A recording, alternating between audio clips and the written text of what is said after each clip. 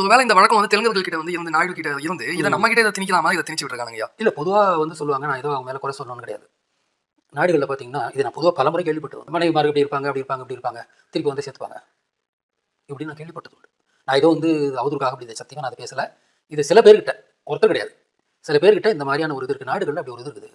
பெருசாக எதையும் ஆட்டிக்க மாட்டாங்க. அந்த ஒழுக்கம்ன்றது வந்து இப்போ நீங்கள் கேரளா கூட நாயர்கள்ட்டையும் அப்படி தான் இருக்கீங்க, உங்களுக்கு தெரியுமா இல்லையா? நாயர்கள்கிட்டையுமே வந்து ஏன்னா அவங்களை எக்ஸ்ப்ளாய்ட் பண்ணிட்டு இருந்தான், பிராமணங்களை எக்ஸ்ப்ளாய்ட் பண்ணிட்டு இருந்தான். அந்த எக்ஸ்ப்ளாய்டேஷன் நாயர்கள்கிட்ட இருந்தது.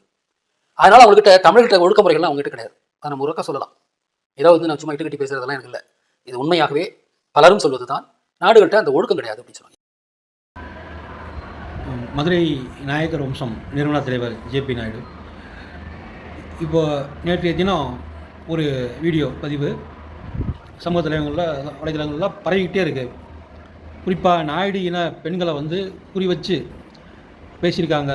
நாயுடு இன பெண்கள் அனைவருமே வந்து ஒழுக்கம் தவறியவர்கள், அவங்க இதெல்லாம் பெருசாக எடுத்துக்க மாட்டாங்க இந்த சமுதாயத்தில் அப்படின்னு ஒரு பதிவு. நாக்கு மேலே பல்ல போட்டு பேசியிருக்கான் அந்த 5ஆம் தமிழ் சங்கத்தை சேர்ந்த ஒரு கிறுக்கன். இது வன்மையாக கண்டிக்கத்தக்கது. நாங்கள் மதுரை நாயக்கர் வம்சம் சார்பாக இதை வந்து நாங்கள் வன்மையாக கண்டிக்கிறோம். எங்கள் நிர்வாகிகள் அனைவரும் வந்து ஒவ்வொரு போலீஸ் ஸ்டேஷனில் இப்போ இதுக்கு எதிராக வந்து நாங்கள் வந்து கம்ப்ளைண்ட் கொடுக்க போகிறோம்.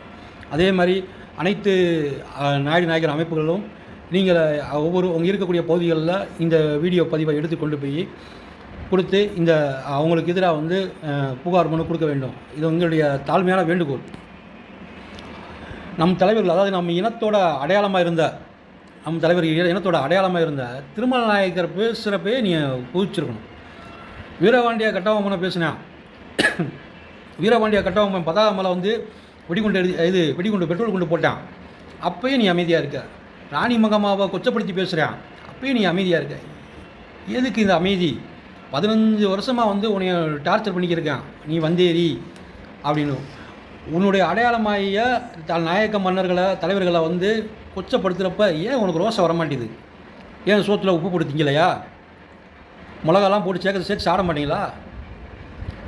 இன்றைக்கி பாரு, நீ அன்னைக்கு போராட தேங்கினால இப்போ என்ன ஆகிப்போச்சு? உன் பொண்டாட்டி, உன் ஆத்தா, உன் தங்கச்சியை வந்து நீ ஒழுக்கம் கட்டவன்ட்டான்.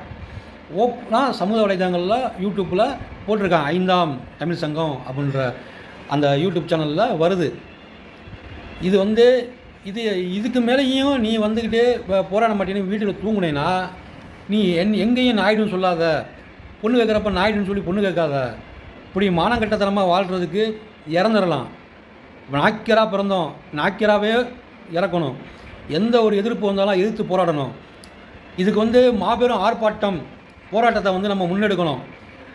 அந்த போராட்டத்தை பார்த்து நமக்கு எதிராக இருக்கக்கூடிய அந்த போலி தமிழ் தேசியவாதிகள் அஞ்சணும்.